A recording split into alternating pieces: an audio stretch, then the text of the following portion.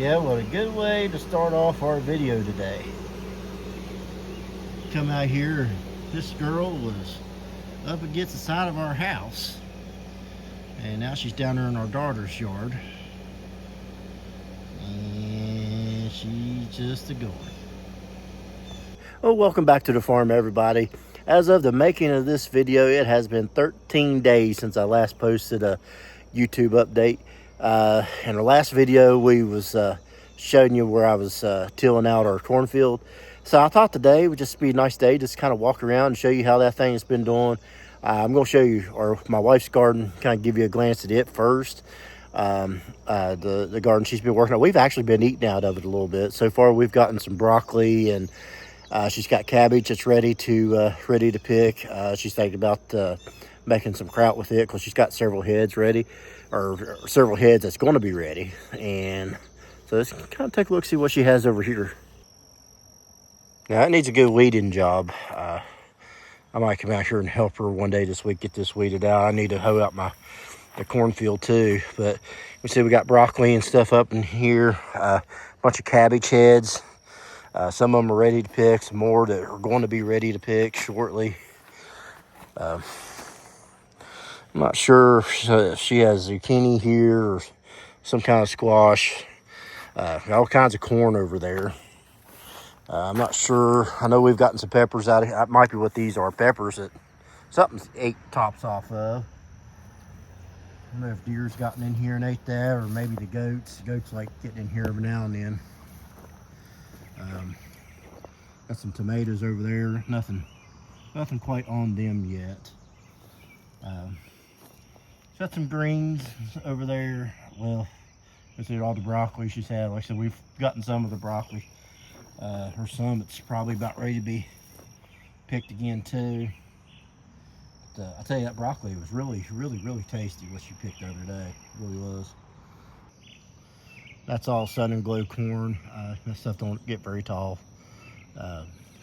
Actually, it won't get much taller than what it is already there. So, well, all this other stuff will. It needs a little bit of a weeding job, but it ain't no big deal. Got a bunch of sunchooks around the edges of corners there.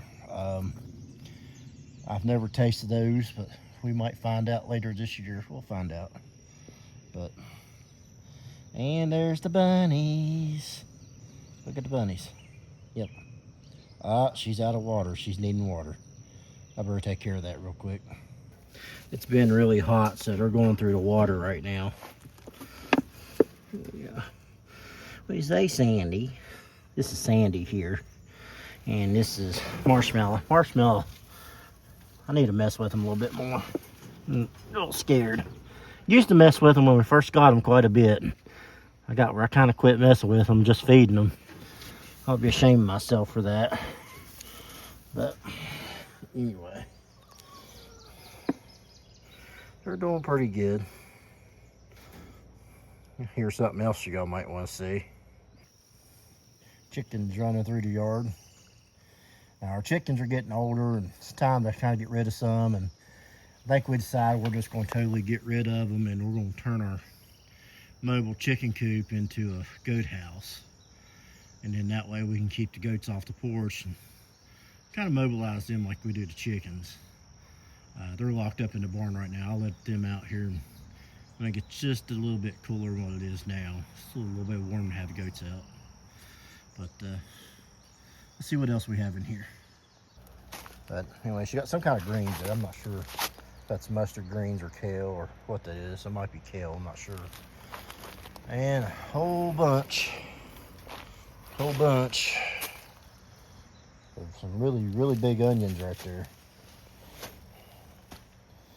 I don't know, what kind do y'all think she has planted there? Getting big, probably ready to harvest. I don't know. What do y'all think? Maybe I should pay more attention to what my wife plants. I don't know what kind of flower that is she has planted in here, but it's really pretty. All right, now we'll go down and take a look at the cornfield. I hope everybody's had a happy Father's Day. In honor of Father's Day, I thought I would let y'all have a little dad joke going on here. So I will say this. Who was the best financial guy in the Bible? Any ideas? Noah, he kept his stock afloat while the whole world was in liquidation. I don't know, maybe that was a bad joke. A lot of people have been wondering when I'm going to break his stump grinder out. Hopefully next video. I ain't going to promise next video. I've learned my lessons about promising stuff on next videos, because usually stuff happen, I can't get to them. But I did move it, mainly because I needed my trailer. But hopefully sometime this week we'll get to unboxing this thing. It'll be really nice to be able to do a little grinding with it. Got a couple stumps around here need gone.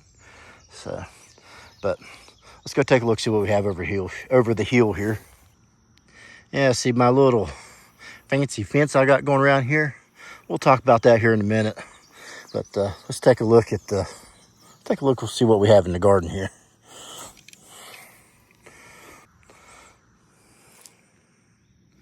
Okay, so we got our rows of corn. This is our bilicious corn. It has come up. It is, well, compared to my, it's a little more than ankle high. A lot of it is. This is the bilicious corn. This is the 80-day corn. This will be ready probably last of September, maybe 1st of October, hopefully before good frost hits. I need to come down here. It's ready for its first hoeing. I need to come down through here and hoe it out really good, and maybe move some of it around, because I got some bunches of it that's, or I guess I lost some seeds. Need to move around, and I got another little piece over here on the corner of the fence. Yeah, odd place for a stalk of corn, but oddly it's like the tallest one I have, so I need to transplant it. But oddly, this corn is doing fairly good, especially considering it's only been in the ground maybe 2.5 weeks. It's popped up really well. And like I said, this is the 80-day corn. Let's go take a look at the rest of it.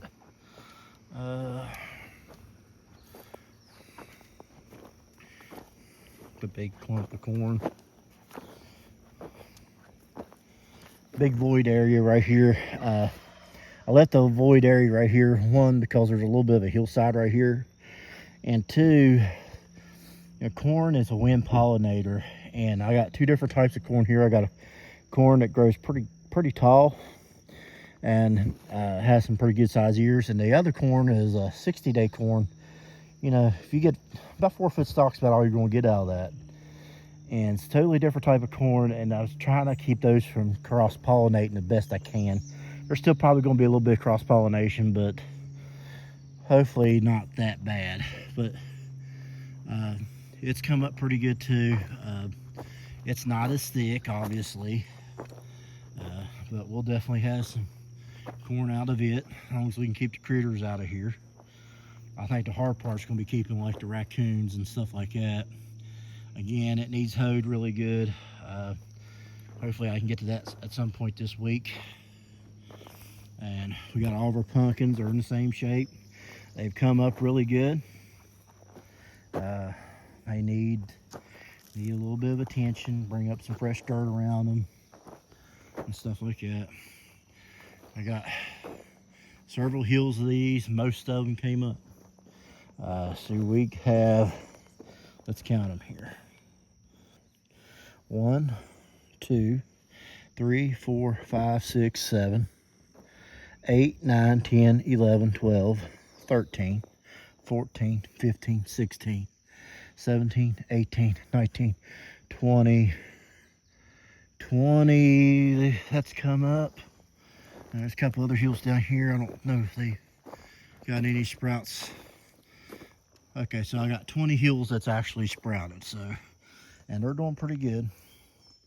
So, and they're a combination. I got jack-o'-lanterns, and then there was a special Halloween mix. It's a mix between some like jack-o'-lanterns, like the orange jack-o'-lanterns, and some white pumpkins. So I don't know exactly what else is going to be in that mix, but hopefully it'll be really good. This will be a money crop for me.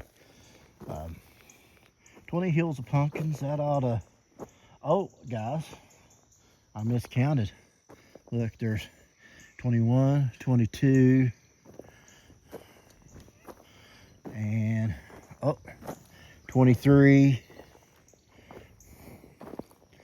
Nothing grew up in that one. So 23 hills. 23 hills of pumpkins, guys. That's not bad. All right, so I'm gonna talk to you guys about this makeshift fence I have right behind me. We have a serious deer situation around here, and really couldn't afford to go out and buy new fencing and stuff. So I had some pieces of field fence in the barn that I'd been saving. I was wanting to put around the perimeter, but situation come, I need to fence around this field just to keep the deer out. So I got this stuff out, and it wasn't enough to go around the whole garden. And I knew it wasn't going to go around the whole garden, but I was hoping it would at least reach from corner post to corner post. It didn't. So I wasn't able to actually get it stretched out all the way like I needed it to get it stand up good and strong. Now this is used fence. Car coming. I'm going to pause the video for a second. Now this is used field fence that I bought off Marketplace. It would have worked good if I was able to reach corner post, but it didn't really work that well. And the original plan was, I knew once I didn't have enough of this, I'd go around the perimeter and take up all this old fence that I didn't use. And I was just going to wind it up and use it for electric fence. Well, I knew I was going to need some insulators, so I went to Tractor Supply the other day and bought some insulators for the wooden post to go so that, I don't get grounded out. And I ended up talking myself into buying some polywire. Let's take a look at this. Now this is the horse grade polywire. It's a lot thinner than the wire you see the other homesteaders use on TV for their cattle and stuff. Really easy to use. It's pretty much as a rope. If those of you don't know what polywire is, it's pretty much a rope. It has a little metal wire goes right through it. That's what gives it the electric charge. Of course, obviously you got to hook it up to the electric fence starter, but I talked myself into buying this because one, it was going to be a whole lot easier than winding all that old wire up. Two, I'd been wanting polywire for a while, mainly for the electric poultry fence, which it's now going to be a goat fence right shortly. But because it'd be a lot easier just to run, and especially the way that the fence is meant to be moved all the time, so it'd be easier to wind up and stuff, because it's, like I said, it's just like a rope. It winds up. So I wish I would have bought this before I even started putting up the field fence. And the reason I say this is because I had enough of that roll left over. I'm pretty sure that if I wasn't able to went all the way around the garden with it, I would have came really, really close. And I probably could have finished off with just a piece of the roll that I had. I had about 1,300 feet of this, which was actually kind of a smaller roll. But I got that for the same price as 1,300 feet of aluminum wire. It was right at $50 for one roll. And to be honest with you, this whole garden, that's what this garden is going to be next year. It's just going to be polywire, I think. 'Cause I like it. It goes up easy, comes down easy. Like I've mentioned before, this garden's not going to be here next year. Next year, it's going to be over there, because we're going to use the animals to create the fertilizer, because we don't like chemical fertilizer. That's one of the reasons for having everything mobile. So I really believe this is how I'm going to do my electric fence next year, to hopefully keep the deer out of my garden. And it's so much easier to deal with. It winds up easy. It's just like having rope. It really is. So, but it goes all around to that back corner back here, and comes clean back around to that corner. And so I have that with the field fence. And did y'all notice my gate? Take a look at my gate. If this looks familiar, you guys, this is off the old poultry fence that we just retired here recently. I cut a chunk of it off and tied one end to that, to the old field fence, and kept a stake out here. And that's what I use for my gate going into this garden. Is it going to work? I don't know. All I'm wanting to do is deter the deer from getting in here, because like I said, we have a huge deer problem right here right now. They're overly populated. And I want to keep them out this, especially this particular field here, because all this corn and all those pumpkins I'm raising to sell.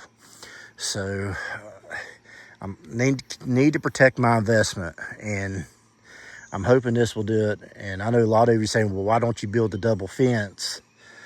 Well, there's a lot of cost issue going on there. I'd love to have a double fence, but one, you really don't want to do a double fence somewhere where you're not going to have a garden in the same spot year after year, because it takes a lot of time to put up a fence.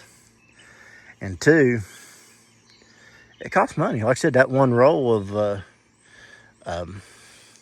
polywire there, it was $50, and that's not counting, you know, all the insulators and everything else that you got to have. So, and the fence posts. I'm out of fence posts. I'd have to buy more fence posts, and them things ain't cheap either. But this is what I'm dealing with and working with what I have for this year. And, you know, maybe next year I'll be able to upgrade it a little bit better. But like I said, it's going to be more over there next year because, as I said, we use the animals for our fertilize. So, yeah. But so far, I think this garden is doing pretty good, especially for the late start that we have on it. Look at this, I'm out here dragging this goat outside because it wants to stay inside and eat hay.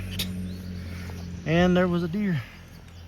There's still, and the deer are populated this year. I have to come out here and put her on a rope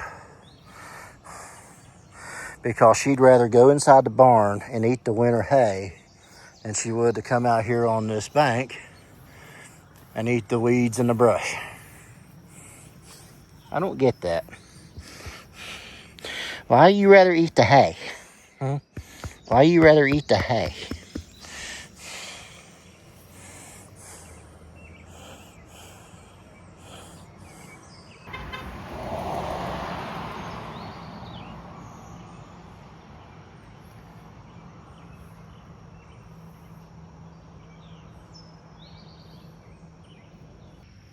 I think the deer value the brush more than the goats do. Maybe we need to start doing deer instead of goats. No. But anyway, that's all I have for you guys today. I know it's not a great video. I just wanted to show you all the garden. It's kind of a follow-up to the last video we put out when we was actually tilling it up and stuff. So hopefully you guys got a little something out of it. Please don't make fun of my fence. It's not made to be pretty. It's made to hopefully keep the wildlife out, at least the deer anyway. So until next time, you guys take it easy, and bye-bye.